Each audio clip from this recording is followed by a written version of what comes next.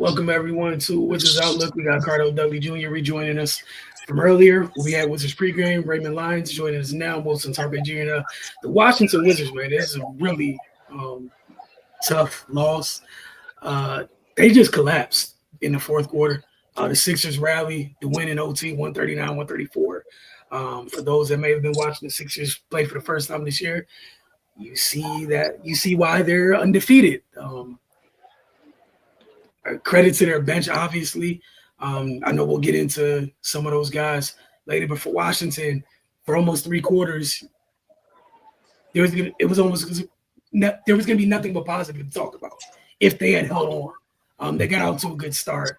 They had an undefeated team looking like they may be looking at their first loss. Had to lead up to 19 at once. I think they were even up 9 with 5 minutes to go. And then, find yourselves here. But Cardell's floor is yours. Oh, man. The late game execution in the fourth overtime, really from your primary ball handlers, it was bad, man. We can't hide it. We tell it like it is on this show, man. It started with that Bub Carrington turnover. It was about let me see. Yeah, 135 left in the game. They were up 126, 121. Quinn Grimes just hit that three. And then Bub racing up the court, out of control, turned the ball over. Maxey hit the jumper. Now they went in 3. They got the stop on Carrington. He missed. Then they went down, got the stop. And then Keyshawn came back, turned it over, stepped out of bounds. Quentin Grimes came back and tied up the game. And then we had, the whole mix-up thing. Did he get CJ shot getting goaltending and it didn't win in overtime. And then it was all Tyrese Maxey and Quentin Grimes just executing. The real reason I feel like that the Wizards lost is for about, let's say, 3.5 quarters. They played their pace. And the Sixers couldn't handle it. Remember when I said the pregame, Sixers have they're like at the bottom of the league in pace, but they're undefeated for a reason. So they execute extremely well in the half court.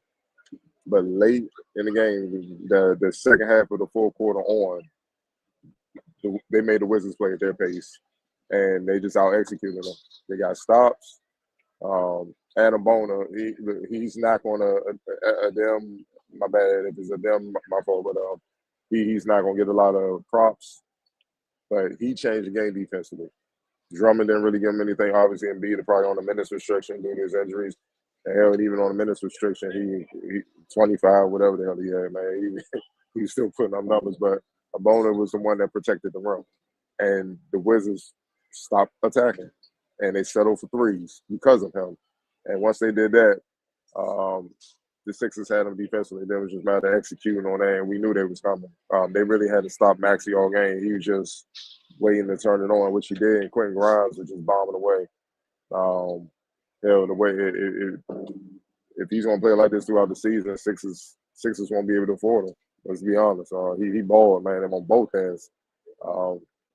That turnover, I believe on Bub was him pressuring.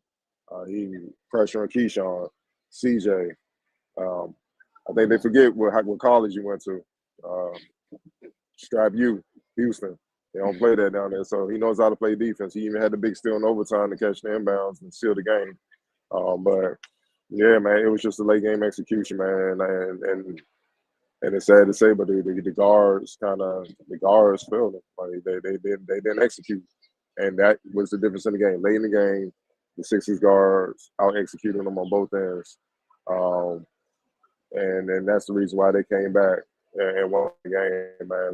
From damn near 20-something down to win this game. This gonna be a tough one. This one of those losses, man. I know it's early in the season. This is one of those losses where it's gonna be tough to sleep because you should have had this one. Undefeated team coming in here. Saar was balling, man. The way he played, man. And, moving forward, I don't want to see no more 10 and 6 are. You know what I said earlier? Like he's capable of averaging 20 and 10, and now you see it. But yeah, man, it was just the execution, man, and you can't ignore it. They were outscored in the fourth quarter and overtime, 45-24. You just can't allow that to happen. After dominating them in the third, they look like he's about to run away. They almost scored back, the 38 points in that quarter. They almost had two 40-point quarters, man, and still lost. So that tells you that they just imploded, man. And then once they couldn't get in sync offensively and execute offensively, it affected their defense, man. And you can't have that, man. Maxey, I'm gonna say it, man. He's playing at MVP level. He should be in the MVP conversation right now with Shea and Wemby. Obviously, the usual suspects in Giannis and Jokic, but he's tearing the league a new one, and no one can stop him, man. So, this a tough loss, man. This is what you always say, Wilson. Bad teams find a way to lose. Bad teams do bad things, man. Yeah, man. This.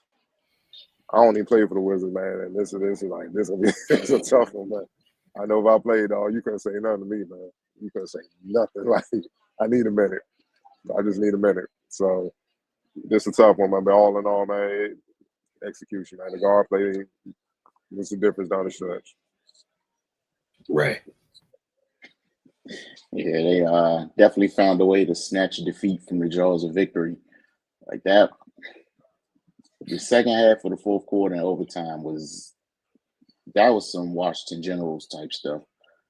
Like they just collapsed on themselves. And like Cardell laid out, man, with the guard play, Philly just put too much pressure on them on both ends. And like when the Wizards aren't defending well, their offense follows right off the cliff, because when they can't get stops and get out and run and have to solely depend on executing the half court, things get a little clunky for them. It looks like it affects their confidence. They start to be unsure of themselves, and the ball don't flow the same. So that's pretty much what happened, man. Is just that those last 12 minutes of the game was just disastrous, and it had to be for them to not come away with this win. And this would have been a good early win for them to to kind of get some positive momentum, but instead you're looking at a monumental collapse. So yeah, man, this was a tough one. They definitely should have won this game. Yeah, Wilson. Before you go, let me just put emphasis on this. In the fourth quarter and overtime, the Wizards turned the ball over 8 times. The Sixers only turned it over twice, and the Sixers scored 18 points off those 8 turnovers in the fourth quarter and overtime combined. And that is very believable. So, like, even without you reading those numbers, that is exactly what we saw play out in that fourth quarter. Because it's almost all we saw was Washington just seemed sped up for no reason. Like you said, Philadelphia got them to play at their pace, and credit to Maxey. And, yeah, he's on one. And even watching the game, the announcers got mentioned, like, that was the difference. Washington guards weren't able to get in the paint like that. Maxey refused to settle for jumpers. He was turning that corner, and he was getting to the rim of the foul line until their team got over the hump. And you mentioned the Dembona. Yeah, like obviously Quentin Grimes, huge game off the bench. The 5 blocks, it felt like it was 10. It was only 5. But every time Washington looked like they as messed up and disjointed as their offense was, felt like every time that you could almost see the light at the end of the tunnel, he was swatting somebody's shot out of the paint. Like every time, like it looked like they were about to get a bucket that they needed, he was punching somebody's shot out of there. And it was huge because none of the other Sixers bigs were nearly as active as he was on that end of the floor. It was a stark contrast between obviously what Joel did on offensive end. That's great, but Washington was also scoring while he was on the floor. Drummond, same thing. He wasn't scoring like Joel was, but Washington was still scoring when he was on the floor. All that stopped. Bona got in there. That was the end of all that. Like, it was nothing happening in the paint. So, again, defense really, truly does matter. It's kind of a big deal. And it's how the Sixers turn this game around. And you talked about the guard play, and it wasn't just the young guards, the guards, period. Philadelphia bothered all of them. If you were a ball handler for the Wizards tonight in the fourth quarter, Philadelphia had you uncomfortable, flat out uncomfortable, sped up, unsure. They had them starting their offense further and further out as the time kept ticking down. So again, now when you do get downhill, you gotta shoot it. Clock's going down. If you're a shot blocker, it's like a 400 hitter. Looking at a 3-2 pitch, like, okay, cool, it's coming across the center of the plate. We all know where this is going. And that's how Bona was looking at some of them shots. I know what's it called, Cardell, you talked about the somewhat controversial one with CJ. The defensive intensity when Bona was at the 5 was crazy for them. There was like 3 people went to go get that shot. It was crazy. Also, again, I said I'd do better with this. So to talk about Cardell, you mentioned kind of wasting a big game from Alex Sarr. Per Wizards PR, he recorded a double-double in tonight's game against Philadelphia with 26 points and 10 rebounds. It marks his first career 25-point, 10-rebound game. He also became the youngest player in franchise history at 20 years old, with 20 years, 185 days old to record a 30-point, 10-plus rebound game previously held by Thomas Bryant. And Thomas Bryant did that at 21 years old and 144 days. So, again, prime Alex Sarr game. And, Cardell, you touched on this like in preseason, talking about what those matchups looked like when he played the elite bigs. It's a hell of a performance against Joel. And all we can talk about it is you got to brush that to the side and talk about this epic collapse. Yeah, man, and just to bring the point home, in the full quarter, the Wizards shot 29. They had shooting splits of 29, 22, and only took 1 free throw, 0. They didn't even make that. And then overtime, the Wizards shot 30% from the field, 33% from deep. Didn't even attempt the free throw. That's the Bona influence, man. Yeah, he was swatting everything, man. And that's another example of be a star in your role, man. You can impact the game, though. Like he's every bit as important as what Maxine Grimes did down the stretch. So Oubre as well, he had some big shots. Because without that defense, they don't get back in the game, man. Like that one free throw attempt in the entire full quarter overtime, that's them not wanting to go in there and have to deal with him. Because Embiid, they was eating him because he can't move. So, yeah, man, yeah. If you're a competitor, this one gonna sting. It's gonna be tough to sleep tonight. Probably more than just tonight. All right, we see the comments, but it gets to you just a little bit. Hey, it's on the screen. I'm not doing all that anymore. It's on the screen. Maxi, okay, man, easy. I was gonna say 1, 2, 3, Maxi, or Maxi on 3. However we're gonna do it. X Factor tonight. Quentin Bona. There you go. Mm-hmm. Quentin Bona. Okay. Quentin Bona, Adem Grimes, however we want to do it, it was them. Totally changed this game, for sure. All right, get to these comments. Juice Man, Chelsea Cardell told me we would have bad times blowing a 19-point lead against a team who were on a back-to-back.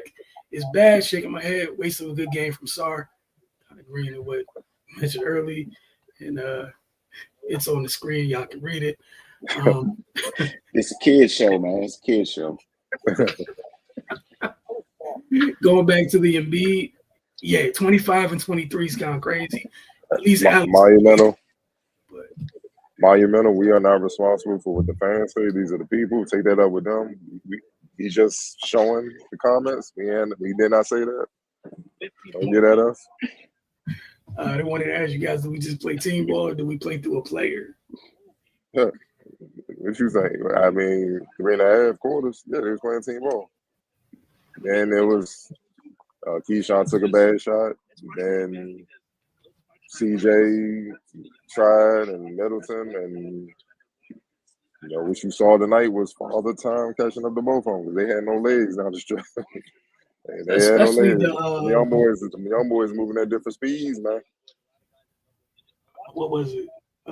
Middleton's last shot in regulation. Yeah. and it wasn't, and it's not like they were super athletes to begin with. So Mm, yeah, man. Yeah, it's tough. I honestly kind of thought young fella Trey, when they were struggling to score, I probably would have put Trey in, try to get some offense because CJ Bud wasn't doing it. You know, they moved Bub off the ball after that turnover. Now, I like how CJ settled down, but he got tunnel vision trying to win it, trying to be the end, and he just ain't have it to win it. You know what I'm saying? But I think Trey is more natural. Probably out of everybody on this team, he's probably the most natural scorer. He's just young. and yeah, I think with the way they were playing defense, having somebody a little bit more dynamic on ball probably would have went a long way during that time too. Yeah, VJ Rookie of the Year, 4 games in, he's also a good starter. It's possible, but Dylan Harper down there hooping. You know, you could say. I mean, he probably is the front runner right now because Philly's undefeated and stuff. But you know, Harper is off to a hell of a start as well. Mm-hmm. And we've seen some nice performances across the rookie class throughout the first 4 or 5 games of the season as well. Kirksey said it. Kirksey said it. Blame me and into the players.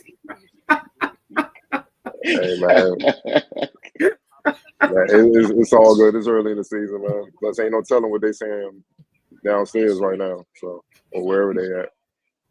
Oh man! But as always, we appreciate you guys. We'll check in with you guys on Thursday. They're going to take on OKC Thursday. I believe then they return home for Orlando. Let me double check. Yeah, it's Orlando. It's Orlando on Saturday, and then they got a little week before they take on the Cavs, and then Dallas come here right after, back to back against the Cavs and Dallas. So, such is life in the NBA. It's just real every night. Happens quick, but big time collapse, and we'll see how they respond on the road against the champs on Thursday night.